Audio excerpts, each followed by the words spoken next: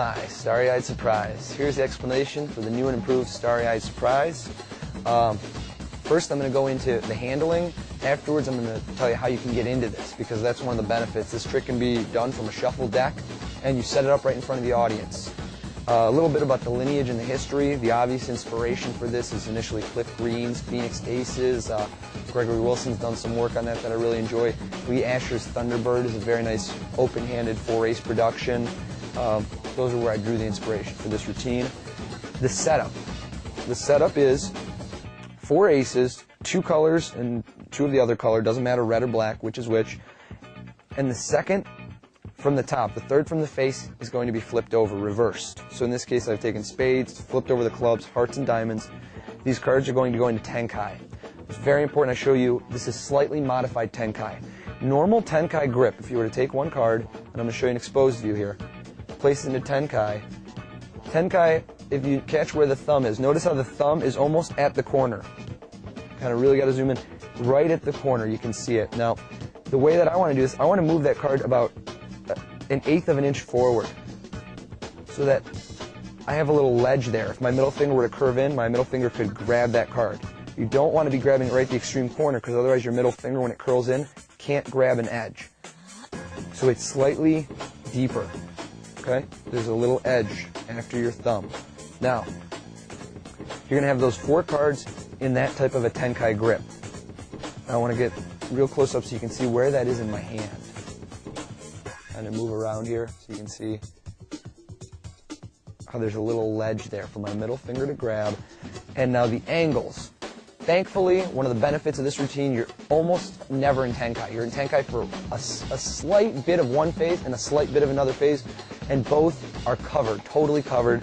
The angles on this, your hand is going to be pointing with the back of the hand at the audience. You can do this with almost, can't do 180, but I would say 150 with a little bit of turn. Your best angle is going to be, if this is 12 o'clock noon, whoever's at 1 o'clock or 2 o'clock is perfect. So you want to position your audience in front of you and turn slightly to your left. And that's going to be the best angles on this, because the back of my hand is facing you. You don't want to be too much down to your flash. You don't want to be too much like this to your flash. Just the back of your hand's pointing right at their eyeballs. Now, the first ace, I'm going to go through this ace by ace. For the first ace, I like to wave over my left hand, show it empty. My left hand is then going to turn over, and it's going to look like the ace gets produced from my left hand, pulled out. Here's the work on that. While in tenkai, my thumb is doing all the work, pushing the cards against my palm. My middle finger is going to curl in. Right there, it's going to pull the card ever so slightly out, and it's going to pull it against the flesh of my forefinger. I'm going to do this slow, kind of zoomed in so you can see it. You can see how it's going. And as I pull it out, my thumb is going to grab the remaining 3 cards, and it's just going to be pinched with my middle finger. My thumb is going to grab the outside, the back. My forefinger is going to grab the face, and it pivots it out using my middle finger as the leverage point. And I know that sounds complicated. When it's in your hands, it's going to be much easier. You'll get a feel for it. Middle finger pulls the card out, kind of a mouthful, pulls it out. It's pinching it against the flesh of my knuckle, of my first finger. Your thumb has to re-grip, otherwise you're going to drop the cards. Your thumb is re-gripping to hold those 3, and then as your thumb grabs, your middle finger is going to pivot it, kind of from your angle clockwise, about 90 degrees. So at a slowed down pace, kind of exposed so you can see it, it's going to go here. Your left hand covers, so they can't see this, and then your middle finger's going to go in, pull it out, and it's going to look as if it's just being produced right from your left hand. Now the other 3 cards should still be in tenkai. You've got this card. I like to bring this up for a split second, and it's time to my pattern, where 1 ace or 2. And now here's the next phase. Your middle finger is going to move in. This is arguably the toughest phase of the routine. So once you get this one down, the rest is all downhill, because this is kind of a knack. Your middle finger is going to grab the corner, outer left. This is why you need your thumb more in. It's kind of a modified tenkai. It's going to pinch. It's going to angle the cards off the flesh. This is the flesh I'm talking about, right here, just outside of your ring finger. It's going to pivot the cards to the point where your thumb can grab the inner right corner. So it's going to be this corner is where your thumb grabs, your middle finger's up here. So you want to get from this position to your thumb grabbing. Now your forefinger will flip the card face up by grabbing it and pivoting it around, with the focal points being your thumb and your middle finger. That's going to be done a few times throughout the routine, that act of pivoting with your forefinger. Grab, pivot on the flesh. If you need to, use your ring finger underneath as kind of a balancer. So it's holding the cards, and you're going to turn this over. Now this is all going to happen after you produce the first one. Boom. I bring this up, and this is going to kind of conceal that my hand is doing something from when I bring this up. I move my hands apart, and I want to make it look as if, bam, they almost split.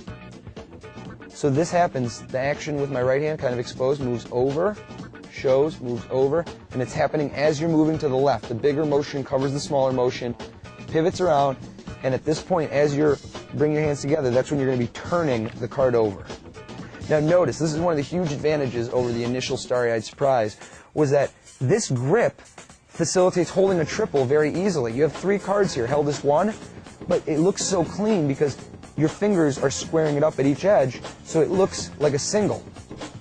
As long as you keep this slightly in motion or on a straight-on view, this looks like one card. It's got a back. I mean, it looks very good. Now, I'm going to show you the added phase. You can choose to do this or not do this. I'm going to go into that in a little more detail. Here's the color change phase. We've produced, boom, ace. Split the 2 apart. Now, I'm going to feed the top one into my right hand, and at the same moment take the bottom, what they think is 1 card, actually 3, into a kind of mechanics grip, just a standard dealing grip.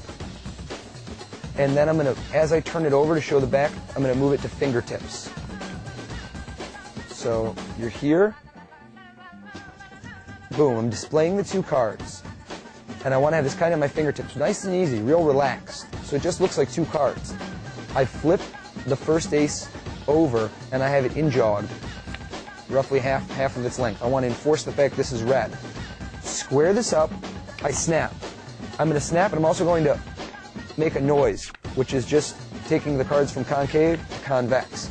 I'm going to use that as a cover, this squeezing, to also pinch with my left index finger to push the cards in and buckle the bottom card. You don't even need a big buckle.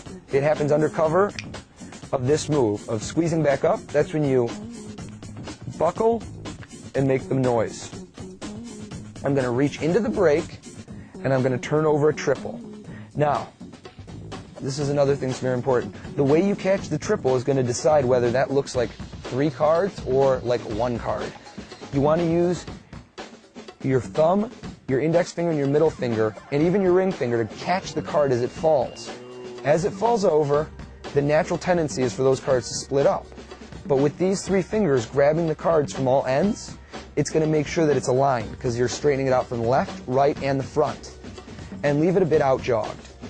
Then I come up from above, and my right thumb is going to grab the inner right corner, my middle finger is going to grab the outer left corner, and I'm going to pivot using my forefinger, kind of like before, the card face down, and then back around to face up.